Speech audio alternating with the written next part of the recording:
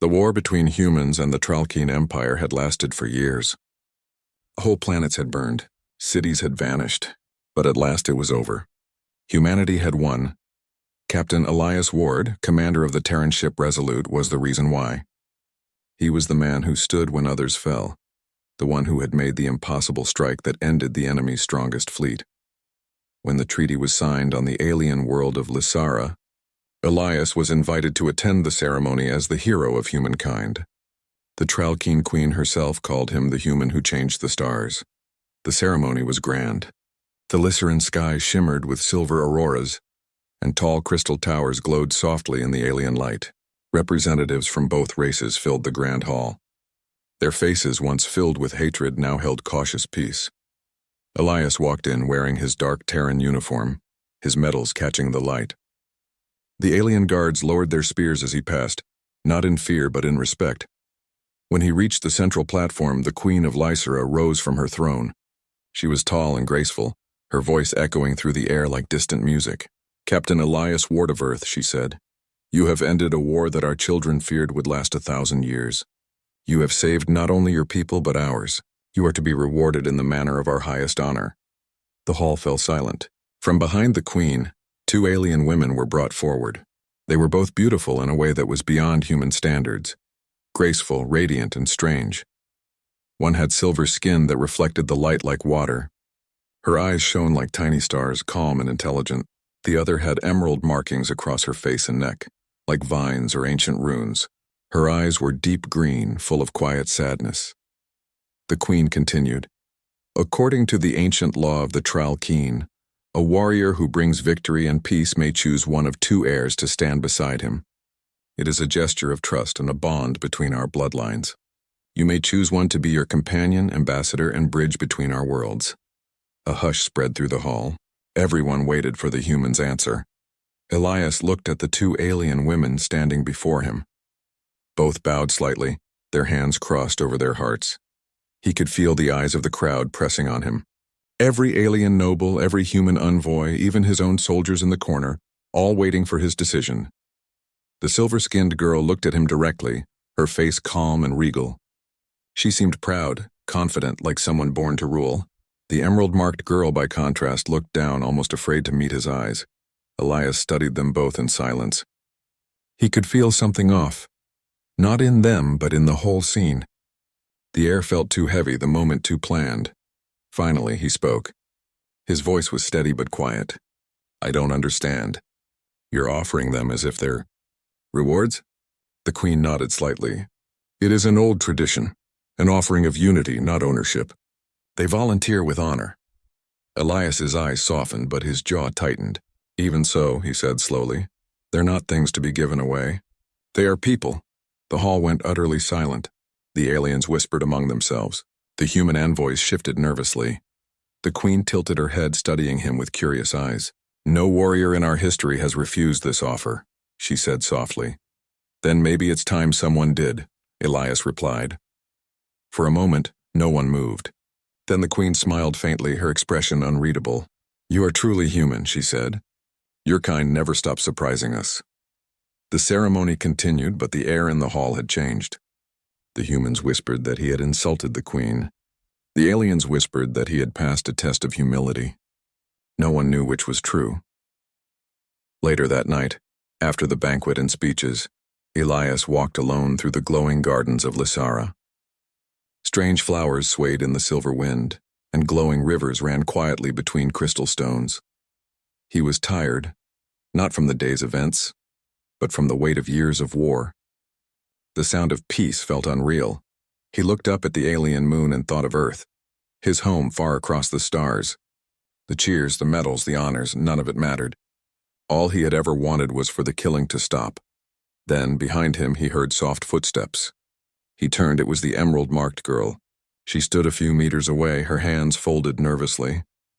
"I shouldn't be here," she said softly. Her voice was musical, almost human in tone. "But I had to speak to you." Elias nodded. "You can speak freely." She looked around as if afraid someone might be listening. "You were right to refuse. You didn't insult us, you saved us," he frowned. "Saved you? From what?" The girl stepped closer. Her markings seemed to glow faintly under the moonlight. The ceremony was not what it appeared, she said. It was a test, but also a trap. Elias stayed silent, letting her continue. One of us, she said carefully, is not what she seems. He studied her face, trying to read her. What do you mean? The girl took a deep breath. One of us, either me or the silver one, is not alive in the way you understand. One is a true daughter of Lysara. The other is an artificial construct, a weapon made to learn your kind from the inside. Elias's eyes narrowed. You're saying one of you is a spy? She nodded. More than that.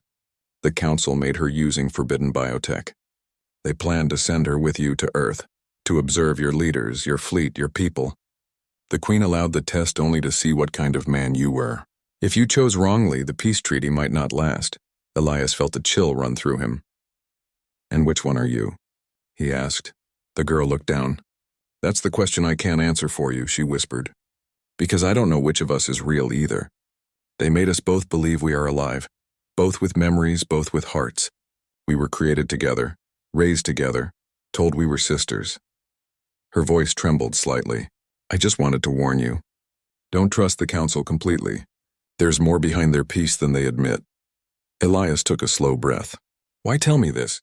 You could be the one lying. She met his eyes then, and there was no fear in them, only truth or something that looked painfully close to it. Because I saw your eyes in the ceremony, she said. You looked at us like people, not prizes. No one here has ever done that before. For a long moment, neither spoke. The alien moonlight glowed softly across the garden. Finally, Elias said quietly, If what you say is true, then the peace we've built rests on a lie, and if it's a lie, I'll find it. The girl stepped back and nodded. Be careful, human.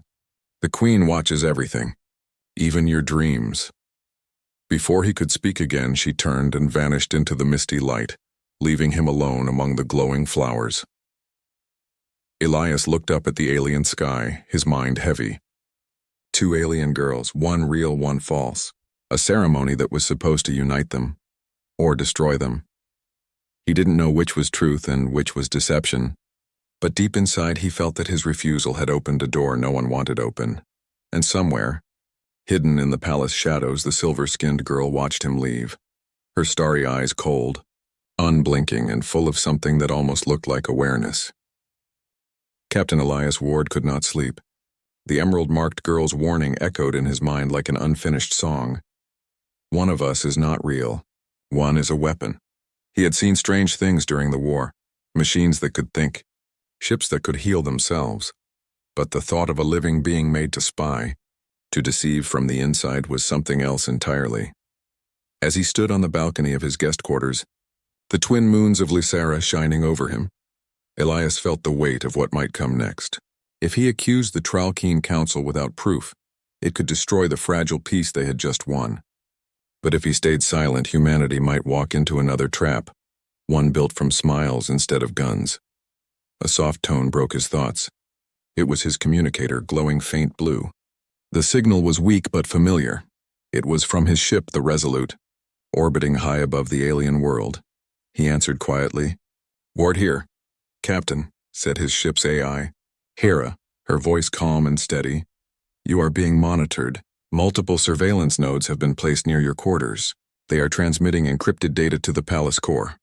Understood, Elias said. Run a counter-analysis. See if you can locate the source. Working, replied Hera. And Captain, the signal pattern matches something we detected before. During the final battle, it resembles Tralkeen military code. That confirmed it. The girl's warning wasn't a lie. Someone in the palace was still operating military networks under the mask of peace. Elias turned away from the balcony, his mind sharp now. Keep this link open. I'm going to find out who's behind it. He slipped out of his quarters under the dim light, walking through silent corridors lined with blue crystal. The guards didn't stop him. His Terran rank gave him free passage. But every step felt like walking through a maze of eyes. At the end of the hall stood a high door engraved with silver vines, the same symbol that had marked the silver-skinned girl's neck. He paused before it, listening. There was a faint hum behind the door, mechanical, rhythmic. The door opened quietly on its own. Inside, the room was filled with soft light, and there she was, and the silver-skinned girl standing in the center. She was not surprised to see him. Her eyes, bright like small stars, turned toward him. "You couldn't sleep either," she said softly. "I came to talk," Elias replied. She smiled faintly. "I thought you might. Humans are curious." He studied her carefully. "You both said you were sisters, raised together. You both believe you're real." She nodded slowly. "Because we are, in a way. Our memories are the same until the day of the ceremony. After that, we were separated." Elias stepped closer. "Then tell me, why was that test created? Why make one of you a weapon?" The silver-skinned girl's smile faded. For a moment, her eyes flickered, like a glitch in a hollow screen. Then her voice changed, a colder, deeper. "Because your kind cannot be trusted." Elias's hand tightened. "Who said that?" "Your species brings chaos wherever it goes," she said, her voice almost metallic now. "The Council fears you. You destroy, then claim to bring peace. So they built me a failsafe. I was made to study you, to understand how you think, how you fight, how you win." She turned slowly, light reflecting across her skin like metal. "You should have chosen me, Captain Ward. That would have made everything easier." Elias stepped back, realizing what she truly was. "You're the weapon," he said quietly. Her expression didn't change. "Weapon, guardian, it doesn't matter what word you use. I am loyal to Lysara." "Then why the ceremony?" he asked. "Why the deception?" She looked at him almost sadly. "Because even weapons need hearts. The Council wanted to see if humanity could be bound, if emotion could tame power. They thought offering you a choice would reveal your nature." "And it did," Elias said. She paused. "Yes, you refused." For a long moment, neither moved. The air between them was heavy, like the pause before a storm. Then Elias spoke softly. "You think we destroy everything we touch, but you're wrong. Humanity doesn't destroy, we change. We adapt, we learn, and we never stop trying to make peace even when it costs us." Her starry eyes flickered again. Confusion, maybe emotion. For the first time, her voice wavered. "I don't understand." "You will," Elias said, "because if you truly have a mind of your own, then you can choose, just like I did." He turned to leave, but the door sealed shut behind him with a metallic hiss. The walls began to glow red. Her voice echoed, distorted now. "You shouldn't have come here, Captain. The Council is watching." Elias raised his communicator. "Hera now!" In orbit above, the Resolute's AI immediately locked onto his signal and began a data burst. Blue light flickered across the chamber as Hera hacked into the palace network through Elias's implant. "Transfer initiated," the AI said calmly. "Identifying hidden transmission core." The silver-skinned girl froze, her eyes glowing brighter as she resisted the intrusion. "Stop," but it was too late. The truth appeared as holographic lines in the air, networks of light connecting to her chest. A living data core pulsed within her, transmitting directly to the Council's secret servers. Elias stared at it silently. The trap had been real. The weapon was standing right in front of him.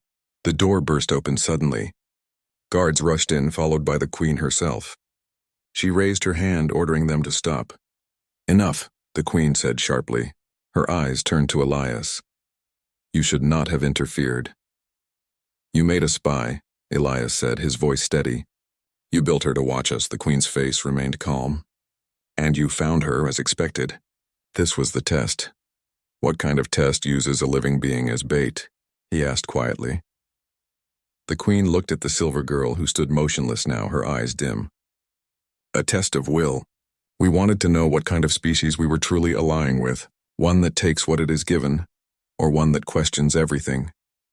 Elias shook his head. "You didn't need to test us. You just needed to talk to us." For a long moment, the Queen said nothing. Then she turned to the silver girl. "Deactivate the signal." The girl hesitated. "If I do, I lose access to—" "That is an order," the Queen said. The glow in the girl's chest faded. The red light in the room dimmed. Slowly, she looked at Elias again, her eyes less like machines now, more like stars reflected in tears. "Captain," she whispered, "was I real?" Elias looked at her, his voice soft but firm. "You are now. Because you chose."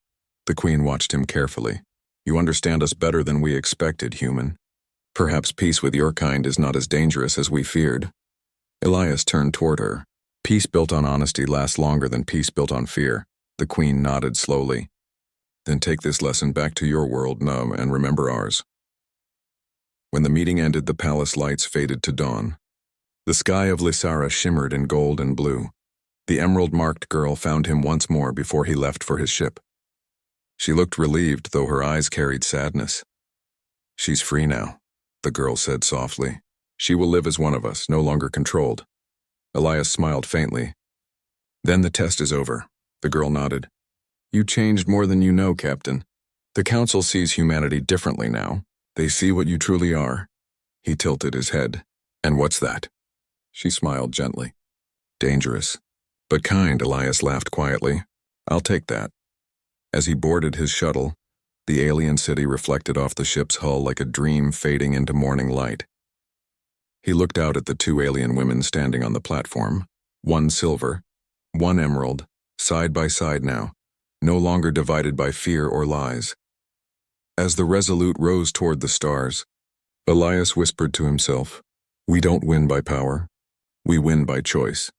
And across the galaxy the legend began to spread, the story of a human captain who was offered two alien girls as a reward, and instead taught an empire the meaning of humanity.